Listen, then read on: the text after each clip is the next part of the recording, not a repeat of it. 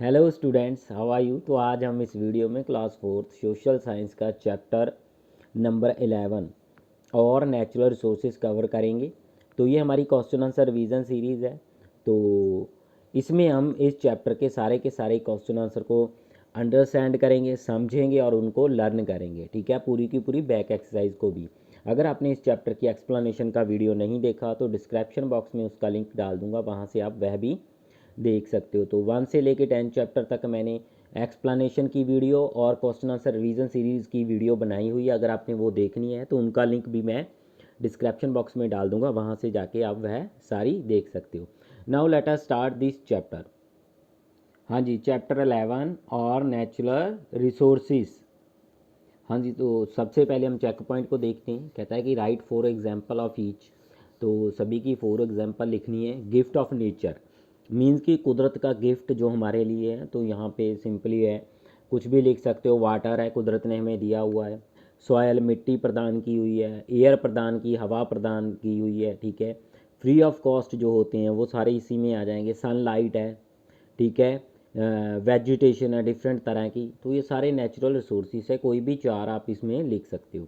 तो human made resources कोई भी लिख सकते हो, इसमें भी आपको ऑप्शन है। चाहे इसमें लिख सकते हो आप, पेन लिख दो, बिल्डिंग लिख दो, मशीन लिख दो, कुछ भी जो इंसान ने बनाया है, बुक्स लिख दो, जिसके भी आपको स्पेलिंग अच्छे से आते हैं वो लिख दो। ठीक है। हाँ जी, तो थर्ड आ गया हमारा एग्जॉस्टेबल। तो एग्जॉस्टेबल रिसोर्सेज वह होते हैं जो ख़त्म हो सकते हैं, एक बार धरती के नीचे से निकल गए, ठीक है, तो उसके बाद वह ख़त्म हो सकते हैं। दोबारा बनने में लाखों हज़ारों साल लगते हैं इनको। ठीक है, तो एग्जॉस्टेबल रिसोर्सेज में आपका आयरन आ गया, कॉपर आ गया, एल्युमिनियम आ गया, कोल आ सकता है, ठीक है, पेट्रोलियम आ सकता है। तो ये सारे एग्जॉस्टेबल रिसोर्सेज हैं। हाँ जी, तो आगे रीड एंड आंसर में आ गया ये part, fill in the blanks with the correct answer. तो करेक्ट आंसर के साथ फिल इन दी ब्लैंक्स को हमने फिल करना है। कहता है कि a dash is use to generate electricity from wind. तो dash is use to generate electricity from wind. तो आंसर आ जाएगा हमारा विंड मिल। ठीक है, तो कहता है कि पवन से, ठीक है, बिजली उत्पन्न करने के लिए पवन चक्की का उपयोग किया जाता है। ठीक है, तो पवन चक्की होती है, हमने देखा है, इसकी पिक्चर भी बनी हुई है आपकी बुक में। जी, आगे आ गया सेकंड। कहता है कि a dash runs on coal. तो कोल पे कौन चलता है, तो स्टीम इंजन आंसर आ जाएगा हमारा। ठीक है, तो कहता है कि एक भाप इंजन कोयले पर चलता है। क्लियर है। तो नेक्स्ट आ गया थर्ड। कहता है कि the energy we get from sun is called dash energy. तो आंसर आ जाएगा हमारा सोलर। तो क्लियर है। तो सूर्य से हमें मिलने वाली ऊर्जा को सौर ऊर्जा कहा जाता है। जो सूर्य से हमें ऊर्जा मिलती है उसको सौर ऊर्जा बोल देते हैं। तो फोर्थ आ गया, कहता है कि dash are called green gold. तो ग्रीन गोल्ड किसे बोला जाता है पता ही है हमें, कि प्लांट्स को ग्रीन गोल्ड बोला जाता है। कहता है कि plants are called green gold, पौधों को हरा सोना कहा जाता है। आगे ट्रू फॉल्स आ गए हमारे। तो नंबर 1 है, कहता है कि a gift of nature becomes are resources when it satisfy human needs. तो कहता है कि प्रकृति का एक उपहार एक संसाधन बन जाता है जब वह मानव की ज़रूरतों को पूरा करता है। ठीक है, तो कोई भी प्राकृतिक उपहार है, ठीक है, प्राकृतिक रिसोर्सेस है, ठीक है, जब वह ह्यूमन की, हमारी इंसान की ज़रूरतों को पूरा करता है तो वो एक संसाधन बन जाता है। तो ये ट्रू हो जाएगा हमारा, यस। हाँ जी, सेकंड आ गया, कहता है कि we can create exhaustible resources. तो एग्जॉस्टेबल रिसोर्सेज मैंने आपको बताया था कि वह संसाधन जो ख़त्म होने वाले होते हैं। ठीक है, एक बार ज़मीन के नीचे से निकल गए तो वह ख़त्म हो जाएंगे। ठीक है, तो कहता है कि हम एग्जॉस्टेबल रिसोर्सेज को बना सकते हैं, क्रिएट कर सकते हैं। तो ये फॉल्स हो जाएगा, नहीं, हम इनको नहीं बना सकते, ये कुदरत की तरफ से बने होते हैं। तो कहता है कि the other name of petroleum is black gold. तो ये ट्रू हो जाएगा, यस। पेट्रोलियम का दूसरा नाम ब्लैक गोल्ड है, क्योंकि ये ज़मीन के नीचे से जब निकलता है ब्लैक कलर का होता है। इसमें से बहुत सारे अदर पदार्थ अलग किए जाते हैं। ठीक है, इसमें से प्लास्टिक अलग होती है, क्रोसिन मिट्टी का तेल, पेट्रोल डीजल, ठीक है। तो और बहुत सारी वस्तुएं इनमें से निकलती है, तो इसीलिए इसको ब्लैक गोल्ड बोला जाता है। तो hydro electricity is generate from water, तो पन बिजली होती है हाइड्रो इलेक्ट्रिसिटी, जल से पन बिजली उत्पन्न होती है, तो ये ट्रू हो जाएगा ये भी हमारा यस। जो हाइड्रो इलेक्ट्रिसिटी होती है वो पानी से पैदा होती है। तो फिफ्थ आ गया we must pollute the air, तो हमें वायु को प्रदूषित करना चाहिए, तो ये हम सभी को पता है कि ये फॉल्स होगा, क्योंकि हमें हवा को प्रदूषण नहीं करना चाहिए। हाँ जी, तो आगे हमारे क्वेश्चन आंसर आ गए। क्वेश्चन आंसर को रिवाइज करने से पहले एक बार फिर से बैक एक्सरसाइज को रिवाइज करते हैं। हाँ जी, और नेचुरल रिसोर्सेज, तो इसमें सारा कुछ मैंने टाइप किया है ताकि आपकी कोई स्पेलिंग मिस्टेक ना हो। मैं चाहता हूँ कि इस वीडियो में ही आप सारा कुछ बैक एक्सरसाइज तो मोस्टली यहाँ पर ही लर्न कर लो, आप दोबारा से आपको बुक देखने की ज़रूरत ना पड़े। तो पहला आ गया हमारा, कहता है कि gift of nature, gift of nature में क्या आ जाएगा, वाटर, एयर, सॉयल और सनलाइट। ठीक है, तो ये हमारे गिफ्ट ऑफ नेचर में आ जाएंगे। ह्यूमन मेड रिसोर्सेज में आप कुछ भी लिख सकते हो, car, road, machine, pen, paper. ठीक है, तो ये ह्यूमन मेड है, जो इंसान बनाता है। तो नेक्स्ट आ गया एग्जॉस्टेबल रिसोर्सेज, एग्जॉस्टेबल रिसोर्सेज में आपका क्या आता है, वह रिसोर्सेज जो ख़त्म होने वाले होते हैं, आयरन होगी, कॉपर हो गया, एल्युमिनियम हो गया, ठीक है, कोल हो गया, तो ये एक बार ज़मीन के नीचे से निकल गए, ठीक है, तो उसके बाद ये नहीं बन सकते, या बनने में लाखों साल लगते हैं इनको। ठीक है, तो जैसे हमने देखा कि कोयला कैसे बना था, पेट्रोलियम कैसे बना था, तो ये बहुत डिफ़िकल्ट है इसको बनना बाद में, तो एक बार निकल गए तो ख़त्म हो जाएंगे। तो आगे फिल इन दी ब्लैंक्स है, कहता है कि a windmill is use to generate electricity from wind. ठीक है, तो कहता है कि जो विंड मिल होती है ये प्रयोग किया जाता है जनरेट पैदा करने के लिए इलेक्ट्रिसिटी फ्रॉम विंड, हवा से। तो दूसरा आ गया हमारा a steam engine runs on coal, तो steam engine runs on coal means कि एक भाप इंजन जो होता है कोयले पे चलता है। आगे आ गया the energy we get from sun is called solar energy.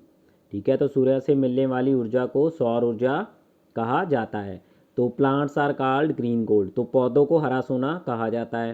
तो उसके बाद ट्रू फॉल्स आगे हमारे, कहता है कि a gift of nature becomes a resources when it satisfy human needs, तो ये हमारा ट्रू हो जाएगा।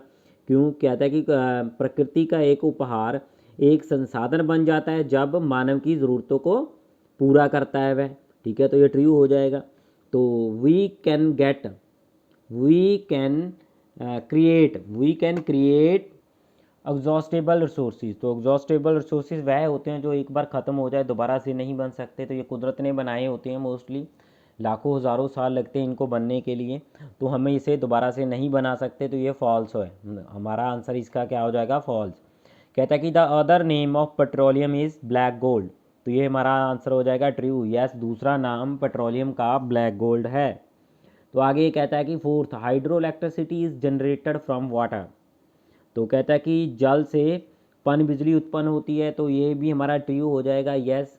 तो we must pollute the air, तो ये हमारा फॉल्स हो जाएगा, हमें हवा को प्रदूषित करना चाहिए, तो ये गलत है, हमें हवा को प्रदूषित नहीं करना चाहिए। हाँ जी, सी पार्ट आ गया, आंसर दीज क्वेश्चन। कहता है कि which are the two types of resources, तो दो तरह के कौन से रिसोर्सेज होते हैं, write two example of each, उनकी एग्जाम्पल भी साथ में देनी है। तो two types of resources are, तो दो तरह के रिसोर्सेज होते हैं, एग्जॉस्टेबल रिसोर्सेज और इन एग्जॉस्टेबल रिसोर्सेज। तो एग्जॉस्टेबल रिसोर्सेज वह होते हैं जो एक बार यूज़ हो गए उसके बाद दोबारा से नहीं बनते, जैसे कोयला हो गया, पेट्रोलियम हो गया, ठीक है, कॉपर होगी, आयरन होगी, एल्युमिनियम होगी, तो ये एक बार धरती के नीचे से प्रयोग कर लिया दोबारा से ये नहीं बनेंगे। ठीक है, अगर बनेंगे भी तो इनको लाखों हज़ारों साल लगते हैं। तो इन एग्जॉस्टेबल रिसोर्सेज, तो इन एग्जॉस्टेबल रिसोर्सेज वह है जो कभी ख़त्म नहीं होते हैं, जैसे एयर होगी, वाटर हो गया, प्लांट्स हो गए, तो ये ख़त्म ना होने वाले हैं, सनलाइट हो गई। हाँ जी, क्वेश्चन नंबर सेकंड आ गया, what is the difference between exhaustible resources और इन एग्जॉस्टेबल रिसोर्सेज। तो आंसर आ गया, तो कहता है कि डिफरेंस बताओ एग्जॉस्टेबल रिसोर्सेज और इन इन एग्जॉस्टेबल रिसोर्सेज में क्या डिफरेंस है, तो उसको बताना है हमने। कहता है कि the difference between exhaustible and inexhaustible resources are, कहता है कि डिफरेंस है एग्जॉस्टेबल और इन एग्जॉस्टेबल रिसोर्सेज में, कौन सा है उसको देखते हैं। पहले देखते हैं एग्जॉस्टेबल रिसोर्सेज। तो एग्जॉस्टेबल रिसोर्सेज कौन से होते हैं? They are non renewable.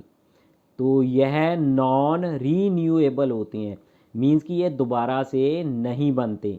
जो दोबारा से नहीं बनने वाले होते हैं वो इसमें आ जाते हैं। तो इन एग्जॉस्टेबल रिसोर्सेज में क्या आता है? दे आर रीन्यूएबल, तो ये दोबारा से बनने वाले होते हैं। जैसे सूर्य की रोशनी हमें अगले दिन फिर मिल जाती है, ठीक है, हवा हमें लगातार मिलती रहती है, तो ये दोबारा से बनने वाले होते हैं। तो ये है दोबारा से नहीं बनते। तो पहला डिफरेंस ये हो गया दोनों में। अब फिर से एग्जॉस्टेबल रिसोर्सेज की तरफ चलते हैं। Second point, they are limited in quantity.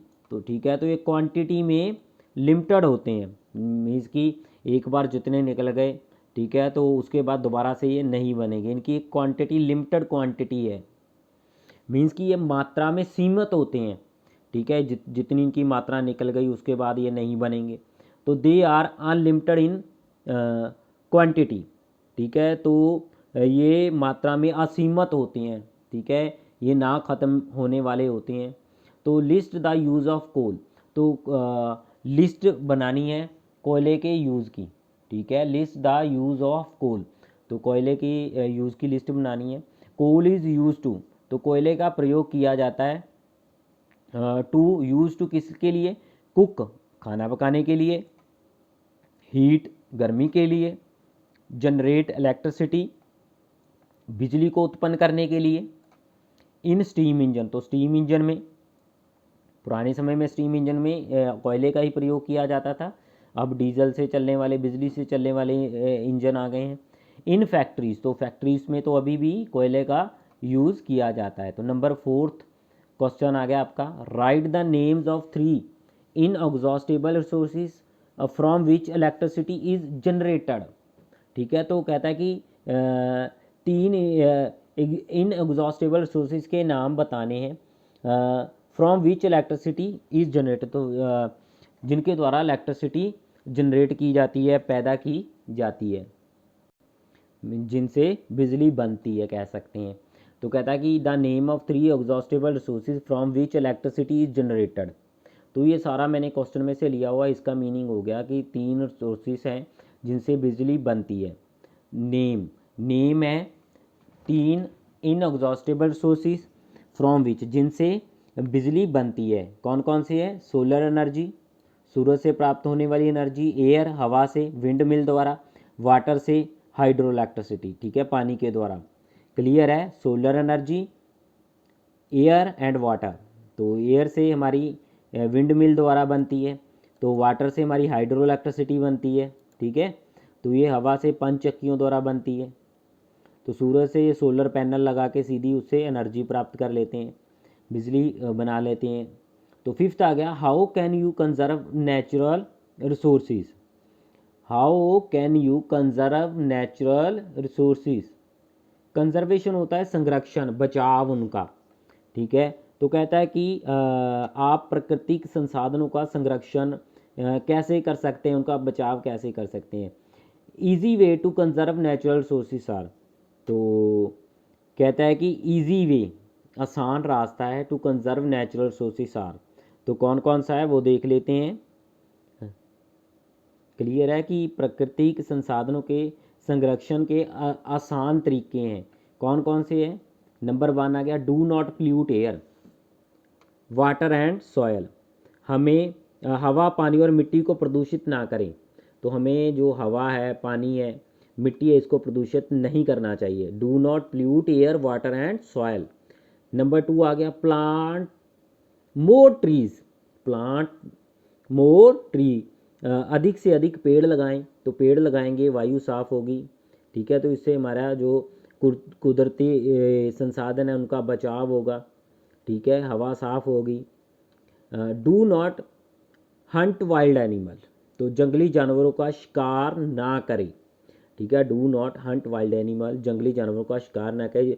तो कुदरत ने, हमारी जो प्रकृति है ना, उसने संसार को सुंदर बनाने के लिए अलग अलग तरह के जानवर दिए हुए हैं, ये भी एक कुदरत का हिस्सा है, तो इनका शिकार नहीं करना चाहिए। सेव इलेक्ट्रिसिटी, तो कहता है कि बिजली बचाओ। बिजली पानी से पैदा होती है, बिजली कोयला जलाने से पैदा होती है, ठीक है, इसीलिए इसको बचाना चाहिए। तो इसको बचाएंगे तो हम अपने नेचुरल रिसोर्सेज को भी बचाएंगे। तो डी आ गया थिंक एंड आंसर में, सोचो और जवाब दो में। कहता है कि in some states it is compulsory for new buildings to install solar heater on roof top, why it is so. तो कहता है कि कुछ राज्यों में नए भवनों के लिए सोलर हीटर लगाना ज़रूरी कर दिया गया, अनिवार्य कर दिया गया है छतों पर, ऐसा क्यों?